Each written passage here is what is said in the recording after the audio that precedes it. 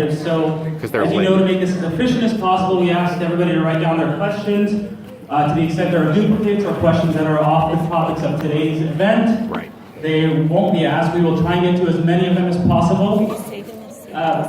As you know, today's event is being put on by, well, before I get to the organizations, I do have a couple of ground rules.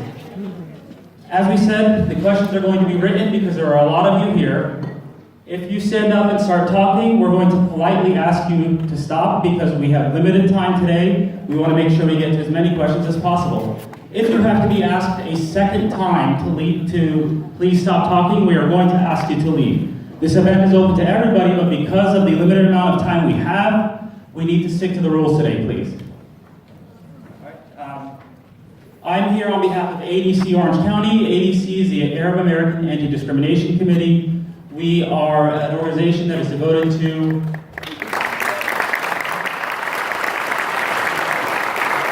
protecting civil liberties, promoting mutual understanding, and preserving the Arab American heritage.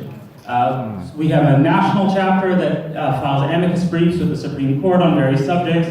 Locally, we help folks out with issues related to discrimination, wrongful termination, and the like. That's just a quick 1-second intro. I'm going to bring up Cynthia Valencia for the ACLU to give a little intro on her organization. She spoke at Los Alamitos. Hi everyone, my name is Cynthia and I'm an organizer here in the Orange County office of the ACLU of Southern California.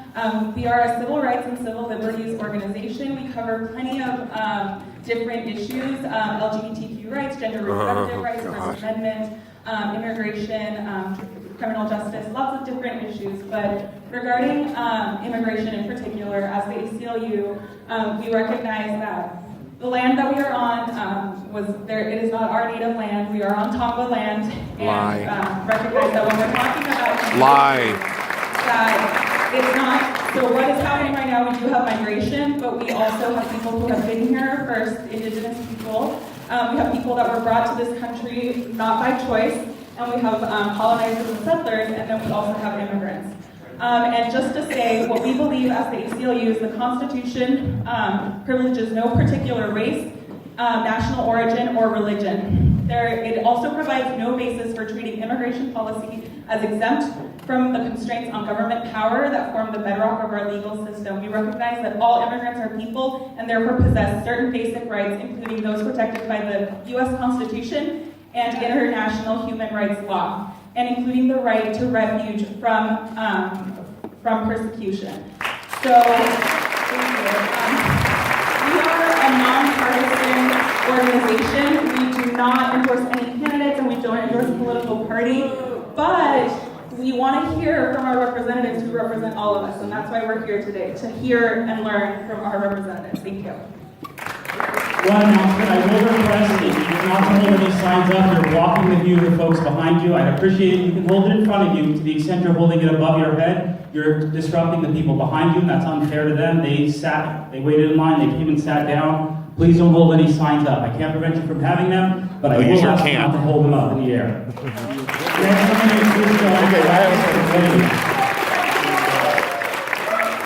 Build the wall. Ben. Who's that? My name is Joanna Weiss, and I am the founder and president of Women for American Values and Ethics. Welcome today. We're very excited to have you here. WAVE, for those of you who don't know, WAVE is a 501c4 organization. We also have a political action committee arm. Our 501c4 organization is the one supporting today's event, and our mission is to engage, educate, and empower women and the community to advance progressive values and ethics. Progressive American values.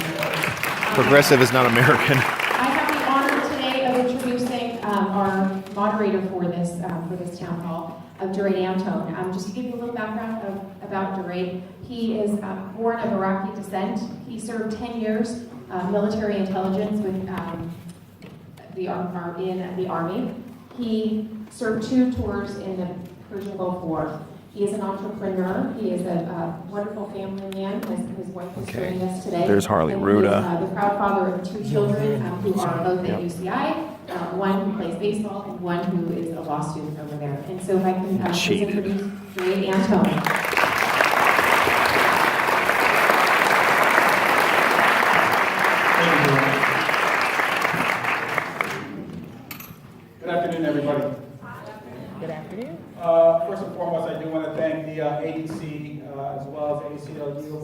County and Wade for putting this program together. I think we're still waiting for Representative Katie Porter to arrive. She should be here. She's on her way.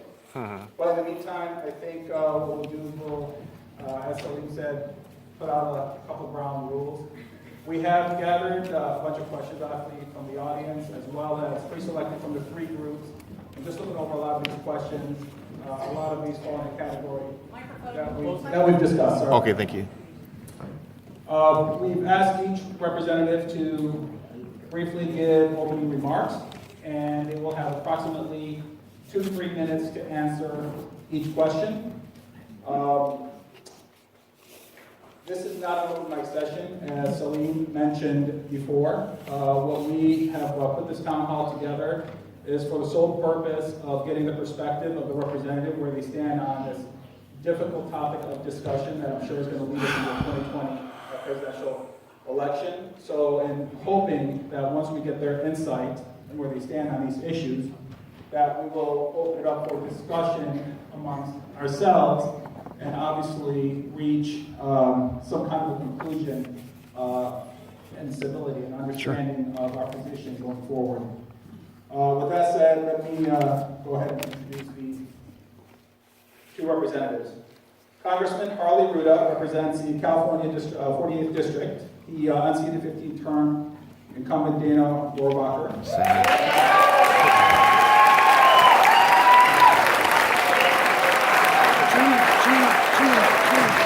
Ballot harvesting.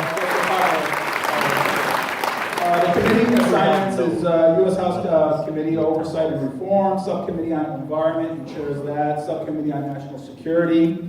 On the local level, Congressman Ruda has passed 11 measures out of the House of Representatives, including a bill to help small business innovations to help here in OC, introduced a bill to help coastal communities like Orange County adapt to climate change. The world's going to end in 12 years. Yeah, no, 11 years. 10 years if Beto's right. Porter, she represents California 45th District. Oh, God. She unseated Amy Walters, committee assignments. She sits on the U.S. House Committee on Financial Services, Voter fraud. Subcommittee on Consumer Protection and Financial Institutions, Subcommittee on Investor Protection, Entrepreneurship and Capital Markets. On the local level, Congresswoman Porter addressing issues as tax relief, predominantly families that have been impacted by the Trump tax plan, healthcare affordability, especially rising prescription and drug costs, and constituent services, providing assistance to the constituents in accessing Social Security, veteran benefits, immigrant visa, and passport applications.